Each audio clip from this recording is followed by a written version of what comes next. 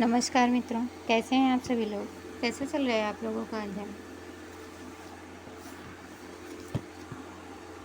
आशा करते हैं कि इसके पहले जो भी वीडियो दिया गया है आप लोगों को पसंद आया होगा। तो आइए उसी श्रृंखला में आगे की ओर बढ़ते हैं। सन 2005 के आए हुए प्रश्नों को देखेंगे। पहला प्रश्न है, अभिज्ञान शाकुंतलम का सर्वप्रथम अंग्रेजी अनुवाद किसने किया था। अभिज्ञान शाकुंतलम का सर्वप्रथम अंग्रेजी अनुवाद किसने किया था। सर विलियम जोन्स द्वारा सन 1789 ईस्वी में अंग्रेजी में अभिज्ञान शाकुंतलम का अनुवाद किया गया था। विकल्प सी सही उत्तर है विकल्प सी। सर विलियम जोन्स के द्वारा 1789 ईस्वी में अभिज्ञान शाकुंतलम नाटक का अनुवाद अंग्रेजी भाषा में किया गया था। इसके अतिरिक्त जॉर्ज फॉस्टर द्वारा 1791 ईस्वी में जर्मन भाषा में अनुवाद किया गया था।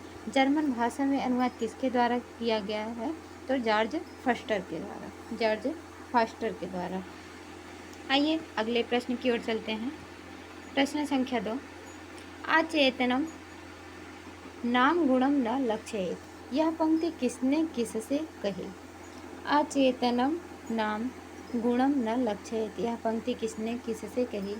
विकल्प ए दुष्यंत ने धीवर से, विकल्प बी विदूषक ने दुष्यंत से, विकल्प सी धीवर ने मन में, विकल्प डी दुष्यंत ने अंगूठी से कही। तो इसका सही उत्तर है विकल्प डी, दुष्यंत ने अंगूठी से कही।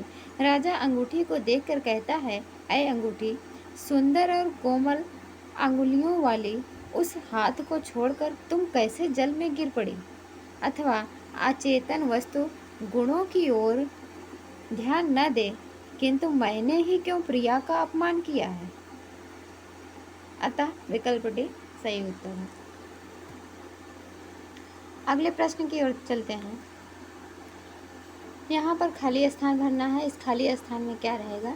षड्भागम अक्षयम ददति अरण्यकाः हि नः। उपर्युक्त रिक्त स्थान की पूर्ति के लिए कौन सा विकल्प सही होगा।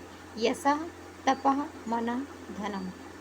अब यहाँ पर देखिए, ददति अरण्यकाः, अरण्यक लोग जो हैं, जो जंगल में रहते हैं, वे ददति देते हैं। क्या देते हैं। यश देते हैं, मन देते हैं, धन देते हैं कि तप देते हैं।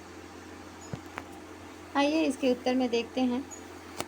अभिज्ञान शाकुंतलम के द्वितीय अंक में जब विदूषक राजा से तपस्वियों द्वारा छठा भाग टैक्स के रूप में देने के लिए कहता है, तो राजा विदूषक से कहते हैं, यद उत्तिष्ठति वर्णेभ्यो नृपाणां क्षय तद धनम तपः षड्भागम अक्षयम ददति अरण्यकाः हि नः।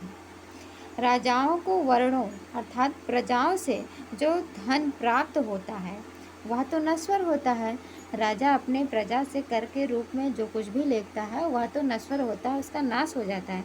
किंतु जो ये अरण्यक लोग हैं, जंगल में रहने वाले तपस्वी लोग हैं, वे अपनी तपस्या का छठा भाग देते हैं। षड भाग अक्षयम, अपनी तपस्या का छठा भाग देते हैं और वह अक्षय होता है, उसका क्षय नहीं होता है, नाश नहीं होता है। तो यहाँ पर सही उत्तर क्या हो जाएगा। विकल्प बी, तपः। तपः षड भाग क्षयम अक्षयम ददति अरण्यकाः हि नः। तपस्या छठवें भाग के रूप में तपस्वी लोग देते हैं, तप का आशीर्वाद हमें देते हैं, जो जिसका नाश कभी नहीं होता है, जो अक्षय होता है। आइए अगले प्रश्न की ओर चलते हैं। सर्वथा चक्रवर्तिनम पुत्रम आपनुहि से क्या निर्दिष्ट है। सर्वथा चक्रवर्तिनम पुत्रम आपनुहि से क्या निर्दिष्ट है। विकल्प ए अभिज्ञान शाकुंतल के कथानक का प्रयोजन, कालिदास के पुत्र प्राप्ति, कुमार कार्तिकेय का जन्म, इनमें से कोई नहीं।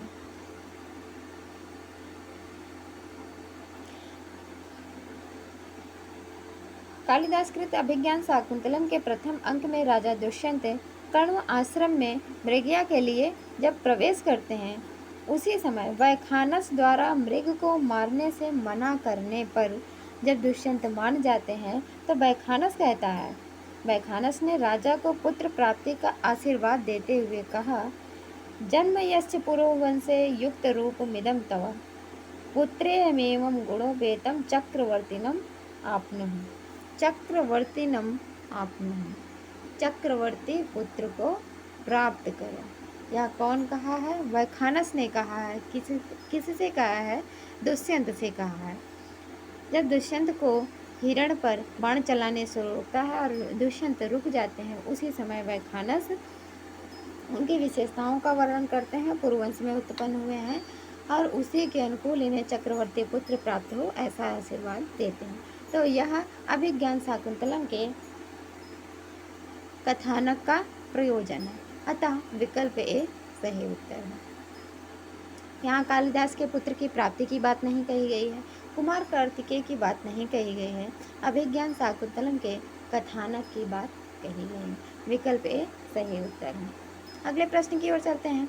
एक प्रसिद्ध नाटक में मधुरिका कौन है? मधुरिका मेनका की सखी है? नहीं, मेनका की सखी का नाम है प्रियंवदा और अनसुईया। दुष्यंत की परिचारिका है। दुष्यंत की परिचारिका का नाम है मधुरिका और परिभृतिका, अतः विकल्प भी सही उत्तर है।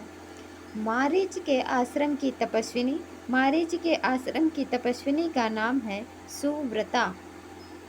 तापसी है सुव्रता। मारीच के आश्रम में रहने वाली तपस्विनी का नाम है सुव्रता। मेनका की सखियों का नाम है प्रियंवदा और अनसुईया। दुष्यंत की परिचारिका का नाम है मधुकरिका, अतः विकल्प भी सही उत्तर है। अहो राग परिवाहिणी गीति, राजा दुष्यंत का यह कथन किसकी प्रशंसा में है? किसकी प्रशंसा में यह कथन राजा दुष्यंत कहते हैं? अब यहाँ पर दिया है शकुंतला के गाने पर, प्रियंवदा के गाने पर, अथवा हंसपदिका के गाने पर, गौतमी के गाने पर। 4 विकल्प दिया गया है, चारों विकल्पों में से कौन सा सही है? अब यहाँ पर देखेंगे, हे भ्रमर नवीन मधु के इच्छुक, तुम आम की मंजरी का उस प्रकार रसास्वादन करके कमल में निवास मात्र से संतुष्ट उसको क्यों भूल गए हो? इसी गीत की प्रशंसा में राजा कहता है, अहो राग परिवाहिणी गीति, अहो क्या अनुराग बरसाने वाला संगीत है। अहो राग परिवाहिणी गीति, क्या राग बरसाने वाला गीत है। यह कौन गाती है? हंसपदिका। इनकी 3 पत्नियां हैं, शकुंतला, हंसपदिका और वसुमती। हंसपदिका के गाने पर यह उनकी प्रशंसा में राजा दुष्यंत का कथन है। इसके आगे का प्रश्न हम देखेंगे अगले वीडियो में। वीडियो देखने के लिए धन्यवाद। तब तक के लिए नमस्कार।